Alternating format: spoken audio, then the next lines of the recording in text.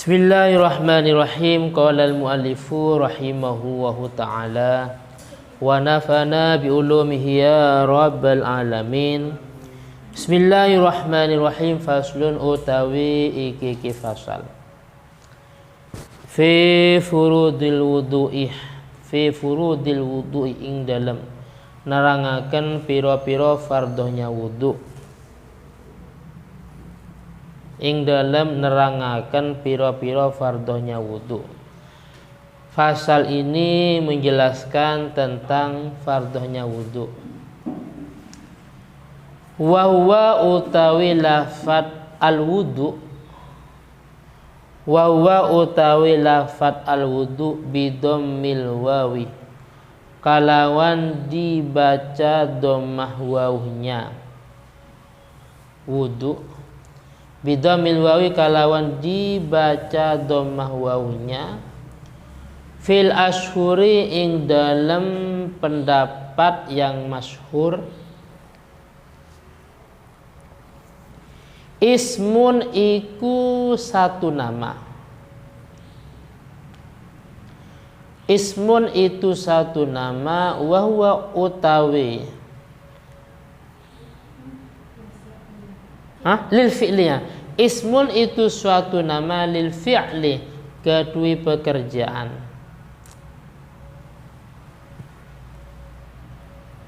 Lil fi'li kedui pekerjaan. Jadi lafaz wudu wawunya dibaca dhamma itu menurut pendapat yang masyhur sebuah nama dari pekerjaan. Sudah wudu belum? Sudah. Sudah wudu belum? Belum. Jadi belum atau tidak itu kan termasuk tanda daripada pekerjaannya. Belum makan ya, belum makan.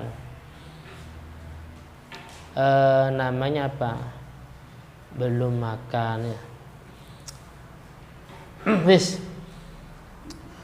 Wa al-muradu huna wa utawi ismun lil fi'li al-muradu iku kang den karepaken atau wawa utawi dhammul wawu sama saja. Wawa utawi ismun lil fi'li atau dhammul wawi al muradu iku kang den karepaken huna ing dalam iki bab. Dan yang dimaksud dalam pembahasan ini yaitu wawunya dibaca dhamma atau nama dari sebuah pekerjaan. Lah sekarang wa bi fathil wawi lan kalawan dibaca fathah wawunya, dibaca wadu bukan wudu, wadu. Wa bi fathil wawi lan kalawan dibaca fathah wawunya wadu. Ismun iku suatu nama.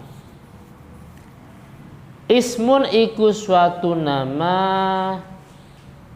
lima kedua perkara, yaitu satu nama dari sebuah benda yutawaddau bihi, yutawaddau kang den gunakan wudu atau yang digunakan wudu bihi opoma. Lafat wudu artinya wawunya dibaca fathah, maka maknanya beda lagi. Maknanya adalah yaitu sebuah benda yang digunakan untuk wudu. Alat yang digunakan wudu. Wudunya pakai air. Paham ya? Berarti kalau lafaz wudu wawunya dibaca fathah wudu, berarti maknanya sebuah benda, sebuah alat yang digunakan untuk berwudu, berarti air. Di sini dicontohkan kalma illadzi fil ibrika au fil midhu'ah. Wis. Wa yastamilul awwalu wa yastamilu lan mengku atau mengandung atau berisi al awwalu opo yang pertama garis miring, yang pertama garis miring ismun lil fi'lih, nama pekerjaan tadi di atas. ismun lil fi'li ala furudin atas piro-piro fardho wa sunanin lan piro-piro sunnah. Fardho wudu, sunnah wudu. Saya ulangi lagi, wa yastamilu lan mengku atau berisikan atau mengandung al awalu opo ismun lil fi'lih nama pekerjaan ala furudin atas piro-piro fardho wudu berarti wa sunanin lan piro-piro sunnah berarti sunnah wudu. Wa dzakarul musannifu al furudh wa dzakarah lan menyebutkan lan nutur atau menyebutkan al musannifu sapa kiai musannif al furudha ing pira-pira fardho. Kiai musannif menjelaskan menyebutkan tentang fardho wudu fi qaulihi ing dalam ucapannya kiai musannif, yaitu wa furudul wudu'i sittatu asya'a wa furudul wudu'i utawi piro-piro fardhonya wudu wa furudul wudu'i utawi piro-piro fardhonya wudu iku sittatu asya'a iku ono 6 piro-piro perkara. Fardhonya wudu itu ada 6 perkara. Ahaduha utawi salah sijine sittah, salah satu dari yang 6. Ahaduha utawi salah sijine sittah atau yang pertama an-niyatu iku niat. Fardhonya wudu yang pertama niat. Oke, sekarang masalah definisi niat. Wa haqiqatuha utawi hakikatnya niat. Wa haqiqatuha utawi hakikatnya niat. Syar'an ing dalam syara'. Niat secara syara' yaitu qasdus syai'ih iku bertujuan perkara, bermaksud pada suatu perkara. Muktaronan atau muktarinan sama saja. Muktaronan hale barengan bersamaan bifi'lihi dengan perbuatannya syai'un atau asyai'u. Bifi'lihi kalawan ngalakoni syai'un. Niat itu maulah, yaitu bertujuan pada suatu perkara dan bersamaan dengan pekerjaannya. Contoh, ketika sholat niatnya kapan? Ketika takbiratul jadi niat Allah, lisan mengucapkan takbir, Allah dalam hati berniat. Niat saya sholat fardhu maghrib, menjadi imam, menjadi makmum fardhon lillahi ta'ala umpamanya.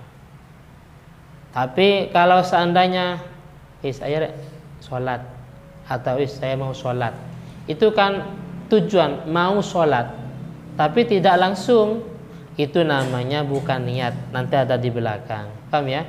Jadi niat itu harus bersamaan dengan perbuatannya. Jadi kalau dari kamar bawa kitab mau ngaji sekaligus sambil berangkat, tapi kalau mau ngaji masih nyantai, itu namanya bukan niat.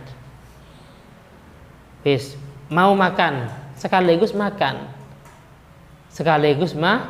makan. Tapi kalau mau makan, tapi nasinya dibiarkan, masih ngobrol 2-3 menit setelahnya baru makan, itu namanya bukan niat. Apa? Nanti ada di belakang.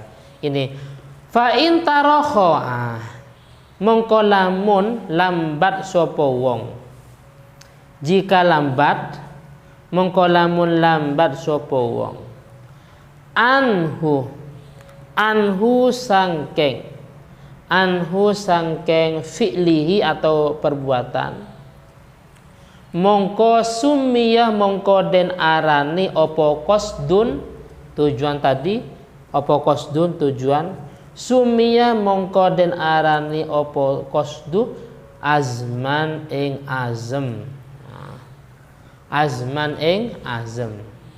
Jadi azem itu tujuan kuat, tujuanku kuat, tekad yang kuat.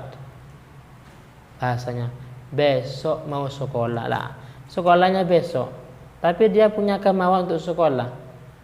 Tapi tarokho itu artinya tidak muktaronan, tidak bersama atau barengan.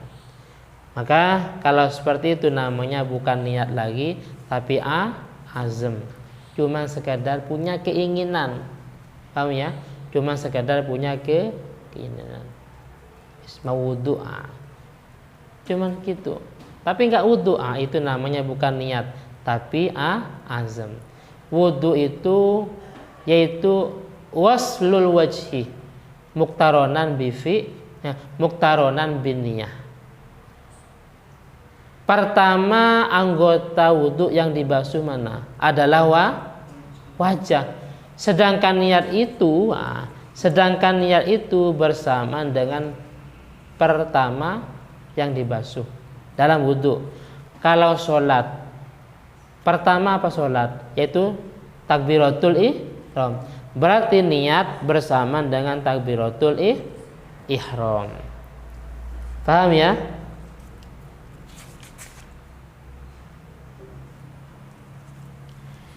Jadi niat itu bersamaan dengan perbuatan. Ketika dia takbiratul ihram dalam hati berniat, niat saya sholat subuh 2 rakaat menjadi makmum, menjadi imam. Kecuali dalam masalah puasa wajib. Puasanya kapan puasanya? Siang apa malam? Puasanya siang apa malam? Niatnya kapan? Malam. Paham ya? Puasanya siang, yang dimaksud siang itu min tulu'il fajri shodiq, yaitu ketika adzan subuh, itu siang. Jadi mulai itu kita nggak boleh makan minum. Tapi niatnya di malam hari, setelah tarawih, jam 10 malam, jam 1, jam 3, waktu sahur. Lah kenapa itu namanya mustasnayat? Mestinya kalau mengikuti kaidah yang ini, karena puasanya itu siang, yaitu mulai dari terbitnya fajar shodiq, mestinya niatnya ketika adzan subuh.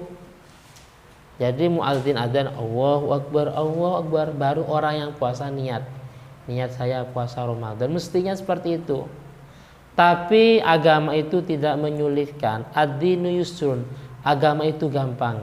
Paham ya? Agama itu gampang, tidak menyulitkan pada umat. Kenapa? Karena liusri muraqabatil fajri, karena sulit meneliti terbitnya fajar. Lah kok sulit?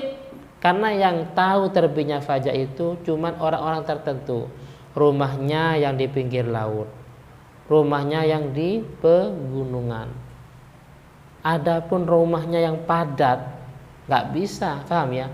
Atau memang rumahnya pinggir laut di pegunungan tapi dia masih tidur, paham ya?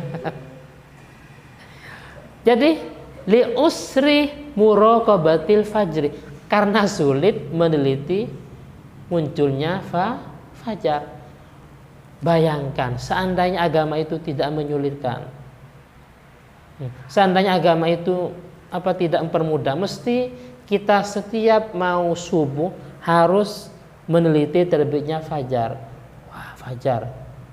Ketika fajar muncul baru niat. Yang pertama fajar kadib ya. Enggak lama hilang baru muncul fajar shodiq. Karena fajar shodiq ya ta'allaqu bil ahkam, maka hukum-hukum berhubungan. termasuk sudah masuk waktu subuh, termasuk tidak boleh melaksanakan sahur. Tapi ini kan menyulitkannya. Rumahnya bukan di pegunungan, bukan di pinggir laut, tapi di tempat yang padat, seperti sini.